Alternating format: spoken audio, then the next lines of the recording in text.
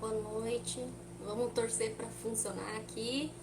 Tô só esperando o Dr. Gustavo conseguir conectar que a gente já começa a falar.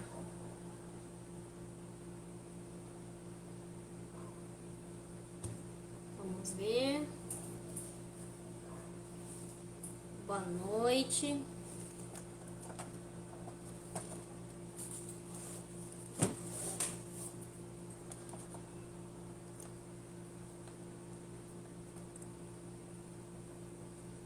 Acho que agora vai.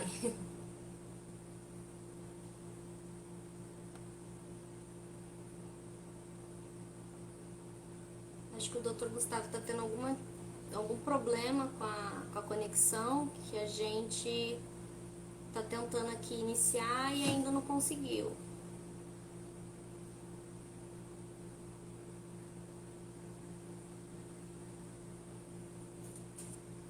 Estou convidando de novo ele. Agora foi. Acho que finalmente conseguimos. Uhum. Ainda tá com eco? Para mim, seu som tá excelente. Tá, então tá bom. Então vamos iniciar. Pode se apresentar. Vamos lá, então. Pessoal, boa noite. Para quem não me conhece, meu nome é Gustavo Cinzinja, sou advogado aqui em São Paulo, especialista em processos contra plano de saúde. E hoje a gente vai bater um papo aqui com a Ellen para poder explicar o direito dos autistas frente ao plano de saúde. Esse é um mundo ainda muito novo para a gente, né, para nós brasileiros, e para os consumidores em geral causa muitas dúvidas, quais são os direitos, o que é que o consumidor tem frente ao plano de saúde, direito ou não, se negativas são abusivas ou não, e a gente vai tentar bater um papo aqui, e por certo a gente não vai conseguir exaurir todo o tema, mas a gente vai tentar elucidar bastante dúvidas aí do pessoal. Para quem porventura tem algum tipo de deficiência visual, eu sou um rapaz branco, tenho cerca de 1,80 m de altura, estou de paletó azul, camisa branca e gravata rosa, e a gente vai começar agora. Eu vou me apresentar de novo.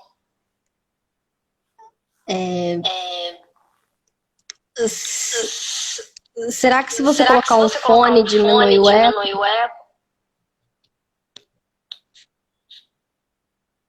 Eu posso tentar colocar meu fone aqui. Eu vou tentar colocar, vamos ver se resolve.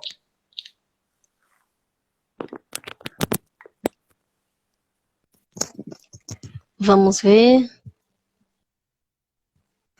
Vamos ver. Agora, será que melhora? Agora ainda tá com eco, pessoal, ou tá sem eco? Melhorou? Estão conseguindo me ouvir direitinho? Ouvir o doutor? Acho que sim. Meu nome é Gabriele Ellen, sou terapeuta ocupacional, faço certificação internacional em integração sensorial e pós em aba. Sou uma mulher branca, estou com um arco rosa, meu cabelo é curto e estou com uma roupa branca e florida. E é isso. Agora podemos começar. Vamos lá. Você abriu uma caixinha de perguntas para o pessoal, eu imagino que o pessoal tenha mandado algumas dúvidas. Se você também quiser questionando, fique à vontade, eu estou aqui para poder responder o máximo de perguntas possíveis. Opa, com certeza. A primeira que a gente tem é: o plano de saúde deve cobrir o tratamento do autista? Essa acho que é a maior dúvida de todo mundo, né? Infelizmente, nós temos muitas situações onde o plano de saúde ele nega o tratamento e as negativas são as mais diversas possíveis. Então, o plano de saúde pode alegar, por exemplo, que o tratamento não está previsto no rol da ANS, ou, porventura, que você está dentro do período de carência, porque existe ali uma carência de doença pré-existente, mas, de uma forma geral, sim, o plano tem que cobrir o tratamento para o autista, e o mais importante é que ele tem que cobrir tudo. Tudo aquilo que o médico solicitar no laudo tem que ser coberto pelo plano. Então, por exemplo, se ele solicitar psicopedagoga, tem que cobrir. Ah, mas solicitou 20 horas semanais, é um tratamento bastante intensivo. Ainda assim tem que cobrir. Não cabe ao plano de saúde identificar quantas horas ou qual é o melhor tratamento para o paciente. Quem faz essa análise é o médico. Então, vai ser, no caso, geralmente, ou o neurocirurgião ou o neuropediatra, É ele quem vai fazer o relatório, vai identificar o autismo na criança e ele que vai dizer qual que é o melhor tratamento. Então, ele pode ser desde um único tratamento, como por exemplo a psicoterapia, como eu falei, como terapia ocupacional, ecoterapia, fonoaudiologia, fisioterapia, não importa. Aquilo que o médico entender que é viável para o tratamento, geralmente da criança, né, ele tem que ser coberto sim pelo plano. Entendi. E o autismo pode ser considerado uma doença pré-existente? Não, o autismo não pode ser considerado doença pré-existente. E o principal fundamento é porque o autismo não é uma doença.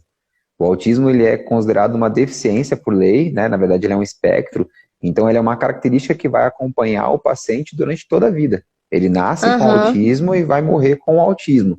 Justamente por isso ele não pode ser considerado uma doença pré-existente. E por que que o plano, ele porventura, em algumas situações, ele alega a existência de doença pré-existente? Justamente porque esse é o período onde a carência é mais longa. A carência são de 24 meses da data da contratação do plano. Então, é uma manobra, em algumas oportunidades do plano, para tentar impedir o tratamento e trazer uma justificativa plausível. Então, se porventura o plano negar que você tem uma carência de doença pré-existente, nesse caso, realmente, é uma alegação abusiva, porque o autismo ele não é doença. Sim. E o tratamento do autista não conta no rol da ANS. O plano negou usando esse argumento. Isso é correto? Não, também não é correto.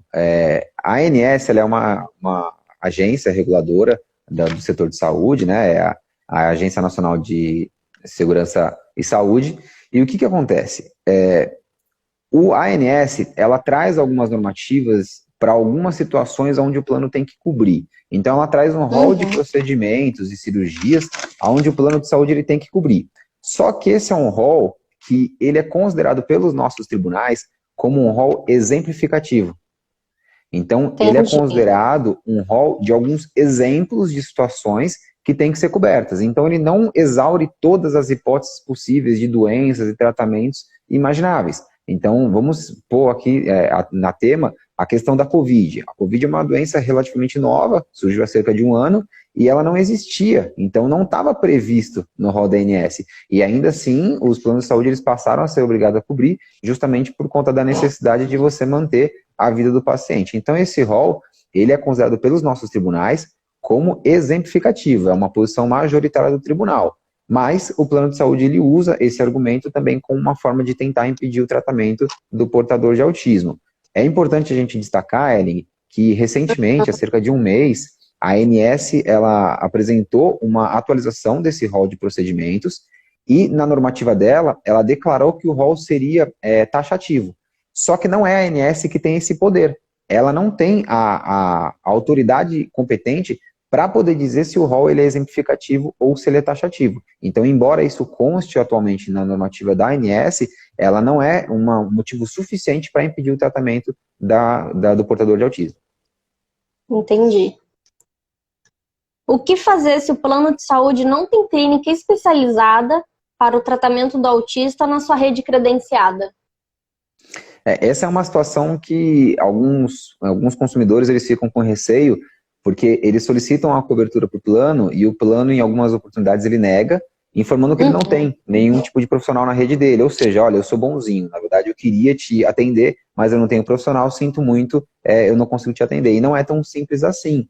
Para o consumidor, ele tem que ser atendido de qualquer que seja a forma. Quando ele tem um contrato com o plano de saúde, ele tem que obrigatoriamente ser encaminhado para uma clínica ou um profissional da rede credenciada. Isso é justamente para você poder trazer esse custo mais menor para o plano, então você faz parte dessa rede credenciada dele. Mas se o plano não tem esse profissional, aí é uma falha do plano.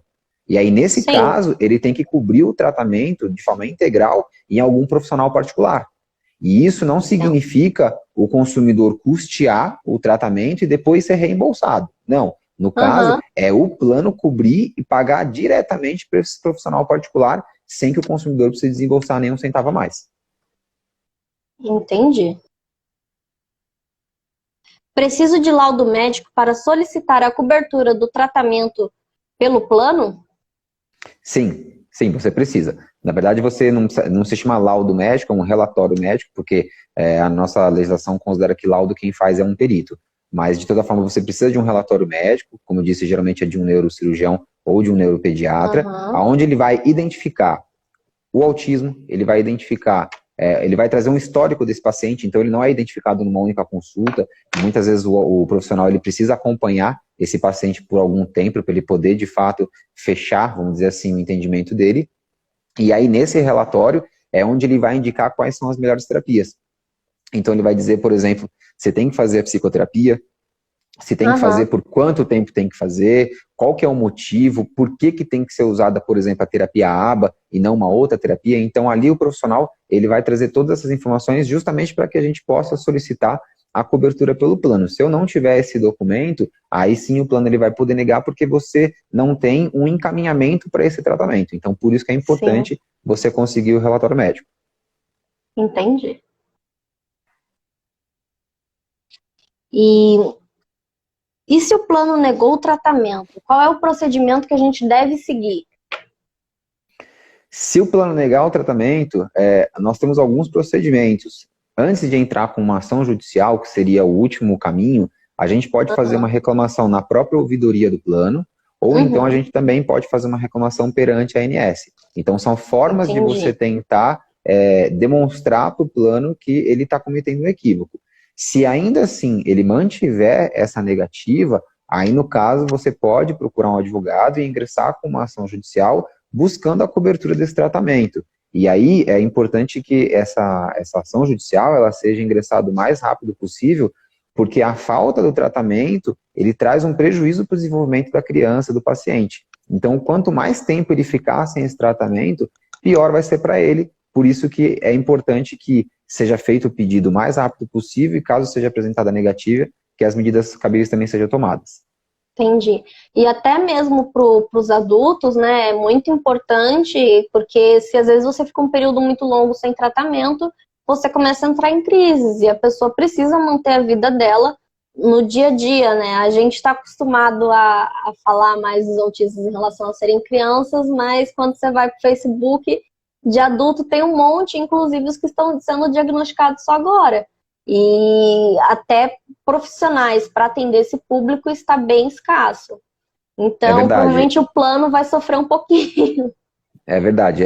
A maioria dos nossos clientes, eles são crianças, né? Então são os pais que procuram tratamento, mas não é raro a gente encontrar pessoas que com 40 anos foram diagnosticados com autismo.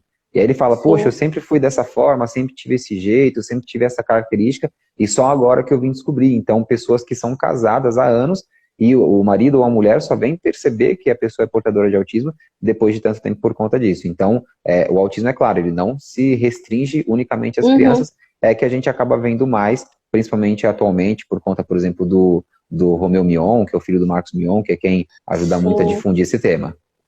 Sim, aí a gente acaba se acostumando a se referir como criança, ainda mais eu atendo atualmente 3 adolescentes, então acaba sendo difícil, mas eu me policio muito por causa que eu participo de vários grupos, né? E aí eles reclamam muito. Aí de tanto ver reclamação, eu falei, tá bom, deixa eu tentar aumentar um pouco a fala, porque senão... É verdade, a gente é uma falha nossa. A Sônia falou que percebe algo depois de observar o filho dela. Sônia, inclusive no canal a gente tem uma live só sobre autismo feminino, se você quiser assistir depois. Mas continuando, vamos lá. É possível solicitar a cobertura do tratamento de forma judicial e, se sim, o que precisa e como fazer? Sim, como eu falei na última questão, é possível sim. Sempre a gente vai precisar da negativa do plano. A negativa do plano, ela é o que caracteriza a conduta abusiva do plano. Então, é esse ilícito que justifica a propositura de uma ação judicial. Então, normalmente, é melhor você fazer primeiro a reclamação na ouvidoria, depois na ANS, para entrar depois com uma ação, que você tem uma certeza de que foi negado mesmo. Não, na verdade não, Ellen, não tem necessidade. O que você precisa fazer, de toda forma, é fazer o pedido para o plano. Então, isso é obrigatório, é um requisito obrigatório. A reclamação na ouvidoria e a reclamação na ANS é uma última tentativa, é um último fôlego do consumidor de evitar ali a discussão judicial. Mas não é raro essas reclamações não surgirem efeito. Então, infelizmente, muitas vezes você faz a reclamação e o plano mantém a postura dele. Então, é uma opção, mas ela não é obrigatória. O requisito obrigatório é o pedido para o plano. Se o plano negar, aí sim a gente tem condições de entrar com a ação. E aí é importante o quê? Essa negativa ela precisa ser registrada. E de que forma que ela pode ser registrada? Ela pode ser registrada por e-mail, por aplicativo, pelo site da operadora de plano de saúde, ou eventualmente até por telefone. Em alguns casos, as operadoras elas só dão a negativa por telefone. Aí nessa situação, você anota o dia da ligação, a data, o nome do atendente e principalmente o número do protocolo, porque essas informações elas vão configurar ali a negativa do plano. Também tem a opção, a hipótese, vamos dizer assim, do plano não te responder. Então, isso também é comum. Você faz o pedido e o plano nunca te responde. Passa uma semana, 10 dias, 15 dias e o plano não te responde. E aí, nessa situação, o nosso tribunal ele considera que essa ausência de resposta ela é uma negativa tácita. Então, é onde o plano, ele, de uma forma tácita, ele demonstra para você que ele está te negando. Porque ele precisa te responder, ele tem prazo para isso, ele nega. Então, com a negativa em mãos, aí a gente pode dar entrada no processo. E o que é necessário? O principal. Então, a negativa, o relatório médico.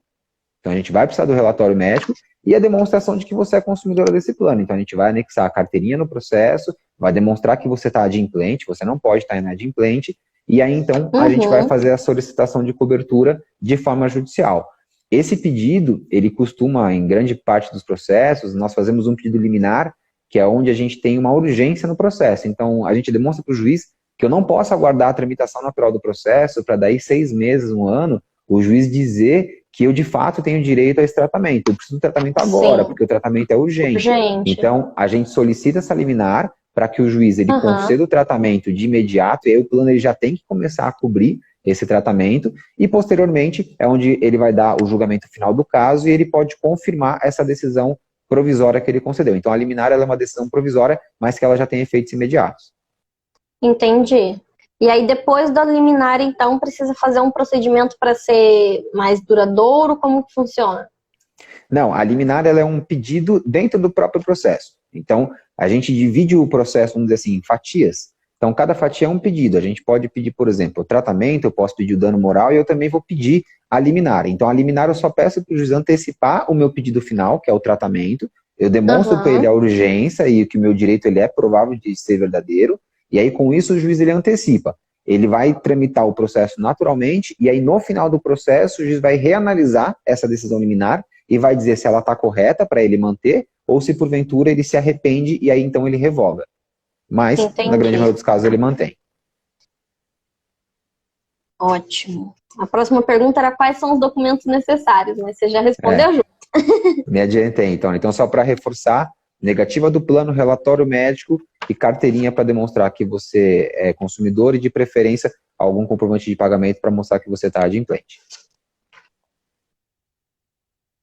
Doutor, e quando a operadora parece dificultar a implantação do plano, como agir?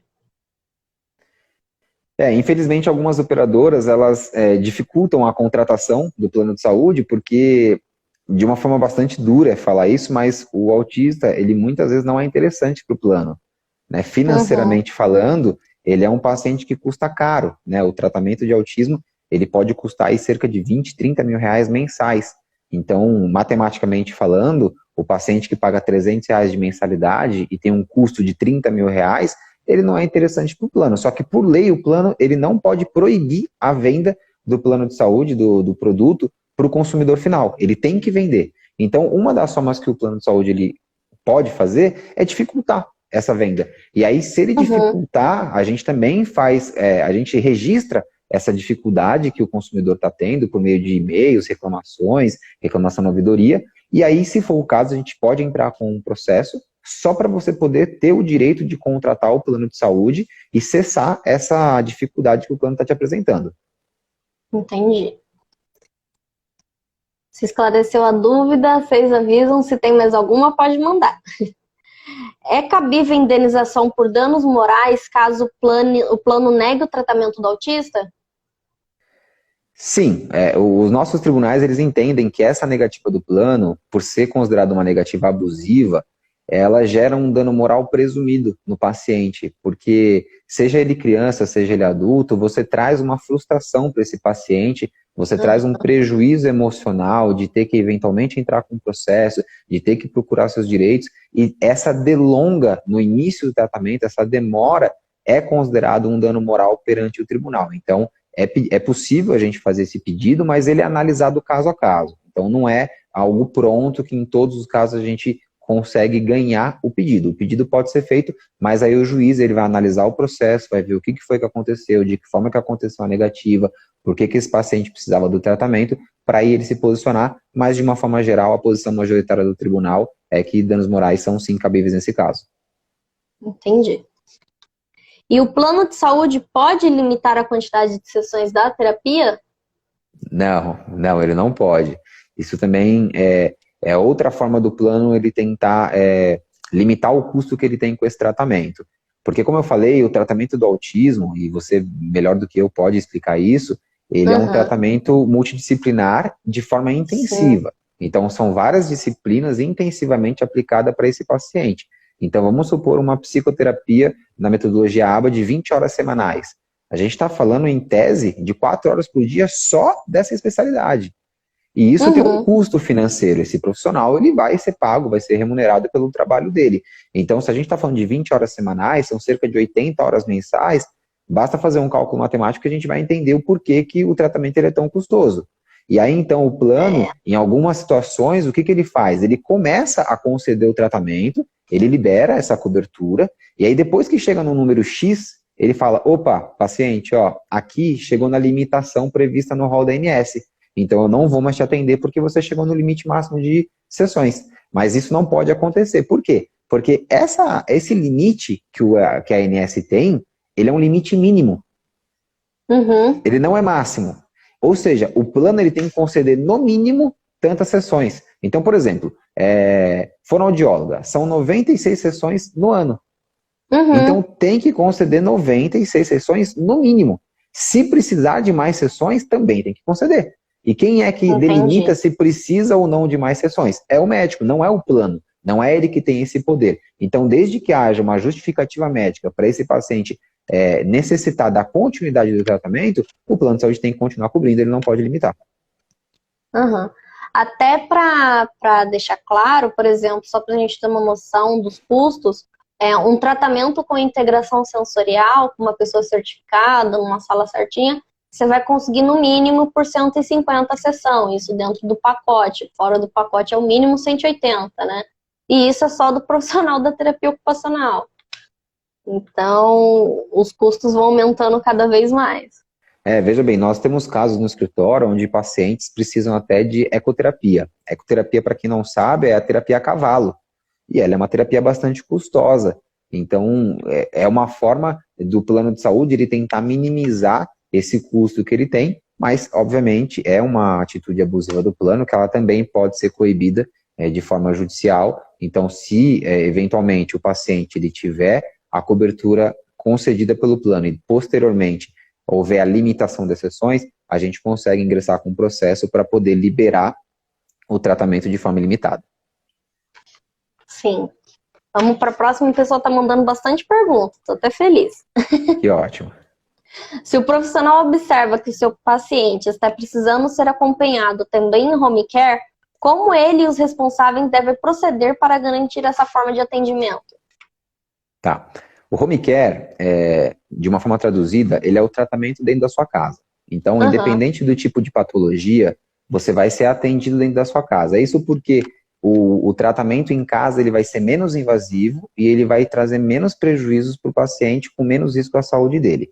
Então, se houver indicação médica para que o tratamento do autista seja feito dentro da casa dele, o plano tem que cobrir. Isso acontece em casos de pacientes severos ou de crianças muito pequenas. Então, eventualmente, é ruim para a criança sair da casa dela para poder se deslocar até a clínica e lá começar o tratamento. É melhor que, ao menos no começo do tratamento, ele seja feito na casa do paciente. E, nesse caso, o plano ele tem que custear, normalmente. Então, se houver essa necessidade, ela tem sempre que estar comprovada por meio de um relatório médico.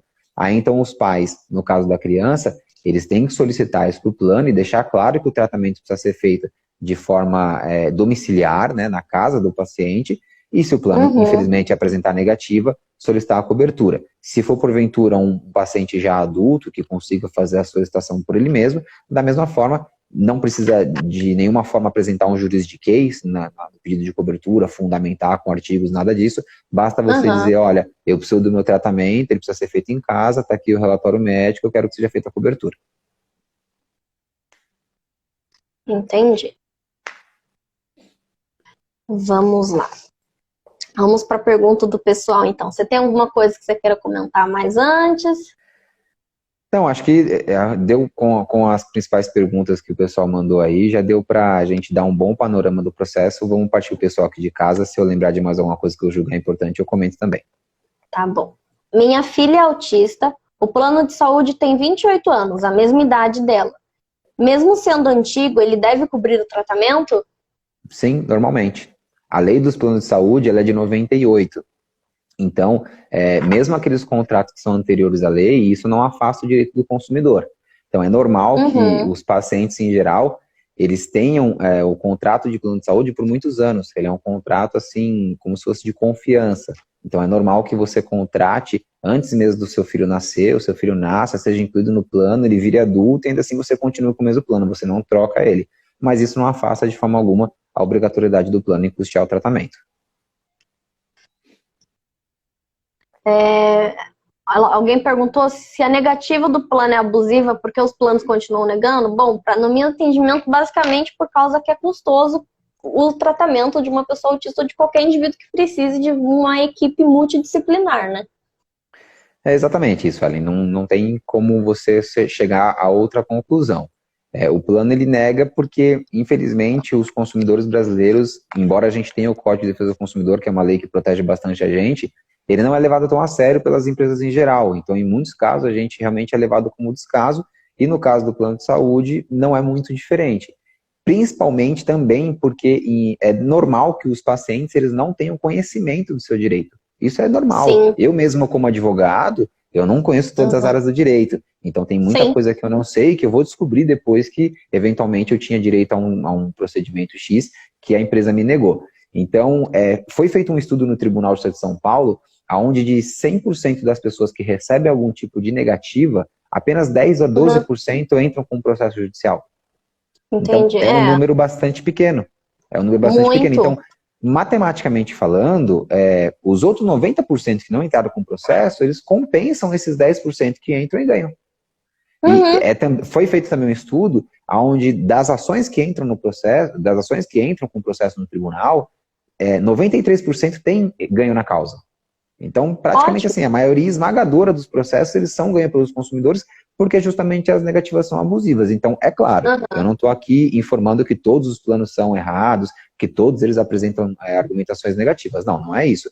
Mas, se for negativa, aí então a gente tem que, a gente pode entrar com o processo para questionar. Tem que se analisar caso a caso, tem que ver a situação, eventualmente, por exemplo, um paciente que ele está inadimplente. Nesse caso, ele pode vir a não ter o tratamento concedido. E aí a gente tem que analisar a situação para ver se mesmo dentro dessa inadimplência não tem alguma brecha legal que proteja ele. Então a gente analisa caso a caso, mas de forma histórica é por isso que os planos continuam negando. O plano de saúde tem profissionais cadastrados, às vezes menos qualificados do que no particular. Como fazer para o plano, né, fazer com que o plano contrate ou que eu consiga passar nos profissionais que eu desejo? Isso também é um pouco comum. O que acontece? Você deve de acompanhar bem isso. Você sabe de todos os cursos de especialização que você precisou fazer para poder atuar de uma forma completa para os seus pacientes. E o plano, quando a gente faz a solicitação para o plano de saúde, qual que é o correto? O correto é que o relatório médico já indique qual é o tipo de profissional que tem que atender esse paciente. Então, por exemplo, eu tenho casos de laudos médicos onde o médico ele informa que o profissional ele tem que ter mestrado ou pós-graduação na área. Então, é uma condição para atender esse paciente, porque ele realmente precisa ser especialista nesse tema. Quando você ingressa com o processo judicial, você informa isso no processo. Juiz, eu preciso do tratamento por um especialista conforme a orientação médica. Então, não é o advogado que faz essa orientação. Quem faz a orientação é o médico. havendo essa orientação, o juiz ele concede o tratamento, né? Ele concedendo, a gente vai solicitar o quê? Que o plano ele demonstre no processo que eventualmente a clínica que ele indicar ou o profissional particular que ele indicar, que ele tem essa capacitação. Se ele comprovar que possui a capacitação, ótimo, é justamente o que a gente queria. E se ele não comprovar? Vamos supor que ele foi lá e mostrou que não sei, vamos ver, psicopedagogo, mas ele não tem a especialidade em aba. Que nesse caso, aí a gente pode solicitar judicialmente que então o plano cubra um profissional particular com essa especialidade. Então a gente demonstra a necessidade, porque se não tiver especialidade, o tratamento ele não vai ter o efeito desejado. Então essa é a importância e a gente consegue direcionar nessa situação onde o plano não tem. Até uma orientação, né, tanto para crianças quanto para pessoas mais adultas, adolescentes, é muito importante, às vezes, você não quando você vai entrar com um processo judicial, você não se contentar só com o laudo médico, mas passar pela equipe multidisciplinar para avaliar direitinho tudo que aquela criança, tudo que aquela pessoa vai precisar passar, e aí a equipe multidisciplinar, inclusive, vai fazer encaminhamento solicitando qual é a terapia melhor, quais as terapias seriam importantes para aquela criança, musicoterapia, ecoterapia, colocar a aba, colocar a integração sensorial, né, que é uma área própria da terapia ocupacional, e o que eu mais vejo por aí é profissionais dando estimulação sensorial, que é algo comum, não tem nada a ver com a integração sensorial, falando que é integração sensorial, e os pais, por falta de informação, não saber que é totalmente diferente. Então, é importante passar por essa equipe para ela analisar.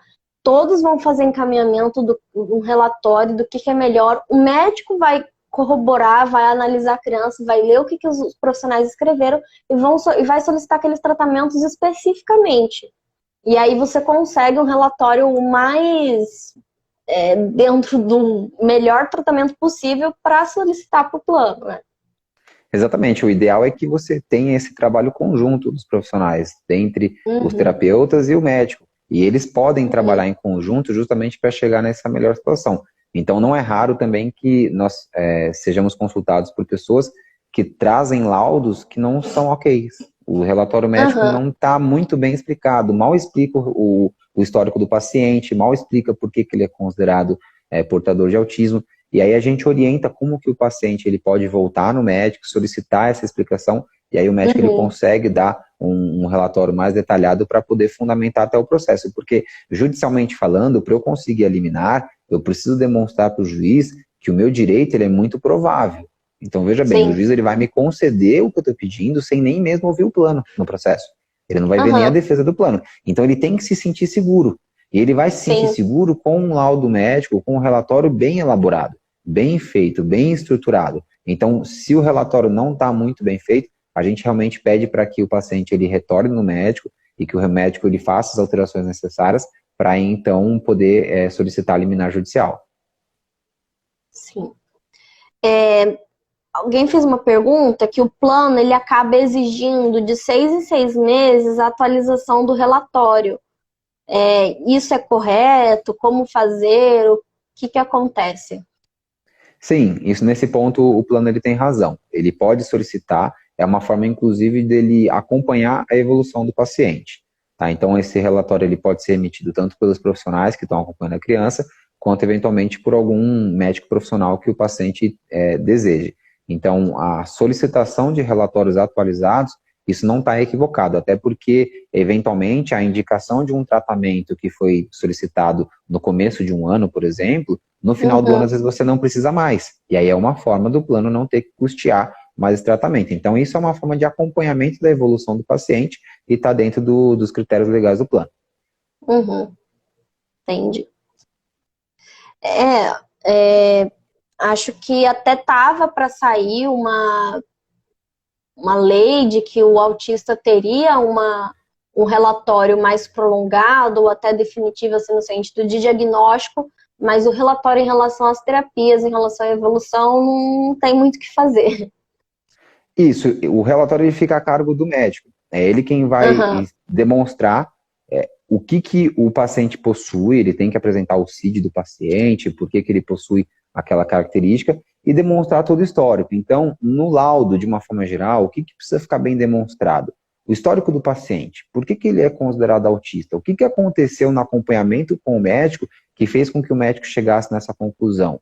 Aí é legal que o médico ele faça um breve resumo do que é o autismo, quais são os tipos de tratamento cabíveis para o paciente, e então ele precisa explicar o porquê que aquele tratamento é o mais indicado. Então não é só o médico falar, olha, eu quero psicoterapia com ABA, eu quero terapia ocupacional com integração sensorial. Ele tem que informar por que aquele tratamento é o mais indicado. Então ele pode trazer estudo científico demonstrando que aquele tratamento ele é o que traz mais resultados atualmente para a criança ou para o paciente, e por isso que ele está sendo indicado. Então, dessa forma fica bem completo, e aí o juiz, né, judicialmente falando, ele se sente confortável em analisar aquele documento, porque é um documento que foi produzido de forma unilateral por uma das partes só, não teve a participação do judiciário, mas ele está bem demonstrado o direito do paciente para poder conceder a liminar. Depois, ao longo do processo, pode-se apresentar novos laudos, pode-se apresentar, inclusive, um laudo judicial por um perito judicial, mas aí a gente está bem amparado. Aí está mais firme de ganhar o processo lá na frente. Entendi. Além do relatório do médico, tem como anexar os relatórios dos profissionais para, digamos, já passa com os profissionais, o profissional disse isso, o médico corroborou no relatório dele, então é legal ter o relatório dos médicos também para ter mais uma validação dos médicos, não, dos profissionais. Perfeito, com certeza. O relatório dos profissionais ele serve justamente para isso, para poder corroborar as alegações que o médico fez no relatório dele. Então serve para a gente demonstrar que tem mais de um profissional sedimentando aquele entendimento, dizendo por que o paciente ele tem que passar por aquele tipo de tratamento. A única coisa é que, porventura, se esse paciente ele tiver em tratamento antes mesmo de solicitar para o plano de saúde, nós não conseguimos direcionar que a cobertura do tratamento seja com essa clínica. Então, por exemplo, a gente tem a clínica número 1 em São Paulo. Eu não consigo direcionar que o tratamento pelo plano seja feito nessa clínica, salvo se essa clínica for credenciada do plano.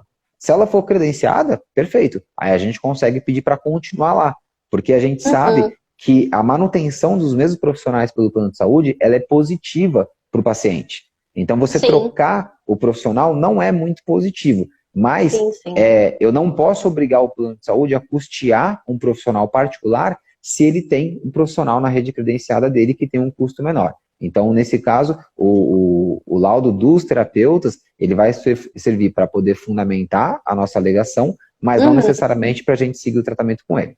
Mas é importante porque, em muitos casos, o plano não tem profissional na rede credenciada, né? Às vezes a gente fala que São Paulo, Rio de Janeiro, são cidades enormes. Agora, quando você trata de uma cidade do interior de São Paulo, do interior da Bahia, do interior de Minas Gerais, às vezes é uma cidade pequena que não tem o profissional. É normal isso acontecer. E aí, nesse caso, é onde o paciente ele vai poder indicar um profissional particular. Então, às vezes, ele faz o pedido, o plano nega porque ele alega, por exemplo, que não está no rol da ANS, mas ele também não tem esse profissional na rede credenciada. E aí o juiz ele concede. O juiz dá um prazo para o plano de saúde apresentar os profissionais. O plano de saúde não apresenta, porque ele não tem. E aí é onde o paciente ele pode fazer a indicação daquele que ele tem com o particular. Entendi. Ótimo. Podem mandar mais perguntas, pessoal. Se judicialmente foi liberado o tratamento e mais adiante o neuropediatra indicar, ou o neuro, indicar mais especialistas, como musicoterapia, o plano deverá cobrir com mais facilidade, já que tem um processo anterior, ou talvez teria que ter um novo processo? Em regra, vai precisar ter um novo processo. Isso porque o processo judicial, nós só conseguimos incluir pedidos novos nele até o momento que a outra parte apresenta a defesa processual. Então, a partir do momento que ela apresentou a defesa, eu só vou conseguir incluir pedido se ela concordar. E 90% dos casos, os planos não vão concordar em acrescentar mais um pedido. Então, aí nessa situação, a gente tem que entrar com um novo pedido administrativo de cobertura e, se o plano negar, um novo pedido judicial. Mas aí a gente tem uma fundamentação mais forte. Por quê? Porque eu vou usar a primeira decisão judicial como fundamentação para o juiz. Eu já tenho um primeiro processo onde o plano já me negou e ele já foi condenado a conceder as terapias. Só que agora o relatório médico está pedindo uma terapia a mais, por exemplo, a musicoterapia, e o plano novamente está negando. Então você demonstra, inclusive, essa conduta reiterada do plano, ela na verdade vai servir até para você solicitar novamente a condenação por dano moral, porque o dano moral, ele tem um caráter duplo. Então ele tem um caráter punitivo e pedagógico. O que significa isso? O caráter de punir a empresa, de punir a pessoa, no caso o plano de saúde, demonstrando para ele que ele está sendo punido porque aquela atitude foi equivocada, foi ilegal. E além disso, tem um caráter pedagógico de que, olha, eu estou te condenando aqui numa situação, num valor X de dano moral, para que você não cometa isso novamente. Agora veja bem, eu já tive uma primeira condenação, e aí eu mantenho a mesma postura, eu vou ter uma segunda condenação, nesse caso fica mais forte da gente demonstrar para o juiz que o dano moral é existente. Eu tenho uma pergunta para você. Tá. E você consegue, inclusive, pedir que o plano de saúde custeie o que você pagou para o advogado? Os custos de honorários advocatícios? Isso. A nossa lei, a legislação, o nosso Código Civil, ele prevê em um artigo que os honorários advocatícios eles poderiam, em tese, ser solicitados como uma forma de um custo que esse paciente teve, porque ele precisou contratar um advogado para poder fazer valer um direito seu. O problema é que isso não vem sendo aplicado de uma forma geral pelos tribunais em nenhuma situação, não é só contra o plano de saúde. Por quê? Porque o honorário advocatício ele é um valor, ele é um trabalho muito elástico. Então você pode ter advogados que cobram R$1.000 por uma ação e advogados que cobram 1 milhão. Isso vai depender da especialidade do advogado, do tempo de experiência, da localização onde ele se encontra. Então, por conta disso, como a outra parte ela não consegue participar desse processo de negociação e é algo que fica a critério do profissional autônomo, do advogado, o tribunal ele entende que nessa situação, infelizmente, não é cabível o pedido de reembolso. E aí, nessa situação, de fato, o paciente que se utilizar de um advogado particular, ele tem que custear esse custo, ele tem que pagar esse custo de honorários. E o pedido de danos morais, ele tem também como um objetivo de ajudar a reduzir esse custo que ele possa ter tido com o advogado. Entendi. Eu acho que a gente finalizou todas as perguntas. Se alguém tiver mais alguma pergunta, pode falar. Uma dúvida, se a pessoa não tiver o dinheiro para pagar o advogado, ela tem alguma forma de solicitar esse processo, realizar esse processo de forma gratuita? Como funcionaria? Sim, nós temos no Brasil a Defensoria Pública. A Defensoria Pública, em resumo, elas são os advogados que o Estado paga para aqueles que não têm condições de custear um advogado particular. É diferente do chamado pequenas causas. O pequenas causas é o juizado especial civil, onde você traz causas de menos complexidade. Só que no juizado especial civil, a gente não recomenda esse tipo de ação. Por quê? Porque no juizado especial nós não podemos fazer uso de prova pericial. Então nós não podemos fazer uma perícia, por exemplo, num paciente. E se porventura o juiz entender que nesse caso X, o plano ele vai poder fazer o pedido de perícia, a gente perde essa prova. Porque lá no juizado eu não vou poder fazer. Então a gente não recomenda o ingresso do processo no juizado especial. Por quê? O juizado especial ele não precisa de advogado para entrar com o processo. Você pode entrar sendo um cidadão comum, só que você não vai ter o assessoramento do advogado e por conta disso você não vai poder fazer a prova pericial. Mas você pode usar a Defensoria Pública. Para usar a Defensoria Pública você tem alguns requisitos, você precisa demonstrar que você tem baixa renda, eventualmente está desempregado, então você vai diretamente no fórum da sua cidade, mais próximo da sua residência, procura a Defensoria Pública, explica a sua situação e leva os documentos. Se você estiver dentro daquelas pessoas que pode ser atendido, a Defensoria Pública vai te atender normalmente. Ótimo. Alguém tem mais alguma pergunta? Gostaria de ter alguma dúvida? Você lembra de alguma coisa que queira comentar? Eu acabei de fazer a pergunta que eu não tinha pensado ainda. Bom, acho que assim, de uma forma geral, acho que a gente conseguiu passar bastante coisa aqui, é quase 1 hora já conversando. Eu acredito que o principal os consumidores, eles hoje, principalmente com essa era da informação, onde tudo é muito fácil de você encontrar na internet, é buscar conhecimento sobre os seus direitos, seja frente aos planos de saúde, seja sobre outra situação. A gente tem muita coisa de forma gratuita na internet que auxilia o consumidor a não ser passado para trás. E, se infelizmente acontecer, procurar realmente o auxílio de um profissional especializado que possa te auxiliar, ainda mais na situação de direito à saúde, onde a saúde ela tem que vir em primeiro lugar, ela é um caso urgente, a gente tem que entrar com o processo o mais rápido possível para poder ter a manutenção da vida do paciente. Lembrando que o plano de saúde, ele tem que custear o tratamento integral. E ele não vai poder cobrar mais no seu plano de saúde por isso. Então, a sua mensalidade não pode ser aumentada por esse fator. Ela vai ter o reajuste anual, o reajuste faixa etária, mas não pode ter um reajuste por sinistralidade específico contra você. Salvo se for o caso de coparticipação. Isso é bastante importante a gente finalizar com isso, porque quem tem plano de saúde com coparticipação, o que é a coparticipação? A coparticipação é uma forma de você participar no custo do procedimento. Então, se você fez uma cirurgia que custa R$10.000, e o seu contrato diz que você participa com 10%, você vai pagar 10% do valor da cirurgia. E aí você só paga quando você realiza algum procedimento médico. De contrapartida, como você custeia essa participação, você tem uma mensalidade mais barata.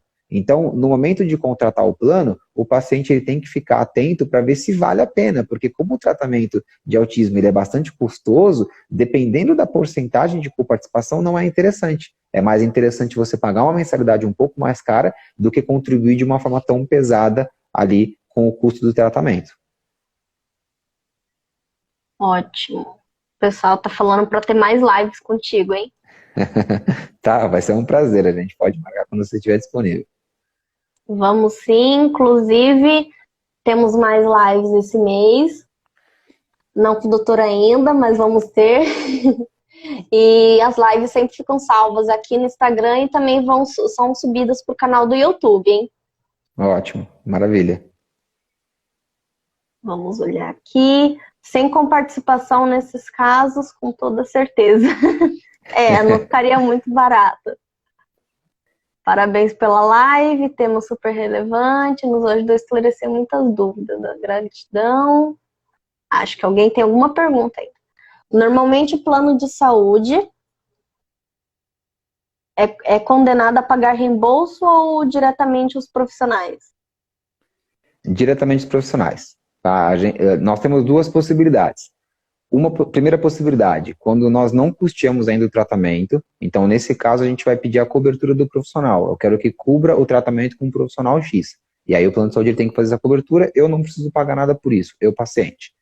Outra hipótese é quando o paciente, eventualmente, ele já fazia o pagamento. Então, ele fez a solicitação de cobertura pelo plano, o plano negou, e aí por conta da necessidade, da urgência desse tratamento, o paciente ele foi custeando o tratamento por 1, 2, 3, 4, 5 meses, não importa. E aí ele pagou um volume X de dinheiro pelo tratamento. Quando a gente ingressa com o processo, aí a gente faz dois pedidos. O pedido de cobertura daí em diante e de reembolso daquilo que você gastou da negativa até então. Então, por isso que a negativa ela é tão importante. Se você começou o tratamento sem nem ter solicitado o plano de saúde, aí a gente não pode pedir o reembolso porque o plano de saúde ainda não tinha negado. Entendi. Então, se você pode pedir o reembolso caso você inicie o tratamento depois da contratação e depois da negativa. Exatamente. Tá. Então, logo mais a gente tem mais live com o doutor. Foi um prazer estar aqui, foi um prazer poder falar um pouco mais sobre esse assunto, que venham mais lives, mais temas. O pessoal que está por aqui pode enviar sugestão de tema tanto para mim quanto para o Dr. Gustavo, que a gente puder esclarecer para vocês também dúvidas, o que for necessário, vamos esclarecer com toda certeza. É isso aí, Eren. Obrigado, eu agradeço o seu convite. Agradeço a todo mundo que participou, que mandou perguntas. Foi uma live extremamente esclarecedora, adorei participar. Com certeza. Fico aqui à disposição para novas datas, para novas oportunidades. Assim que você tiver agenda, pode contar comigo no que for para ajudar os pacientes. Eu vou estar sempre à disposição. Estamos à disposição, então. Muito obrigada, viu? Foi um prazer ter todos vocês aqui.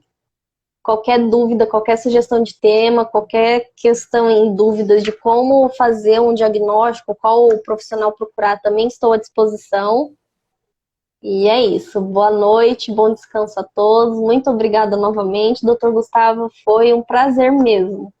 Imagina, eu quem agradeço o convite. Até a próxima. Até, tchau. Boa noite, tchau, tchau. Boa noite.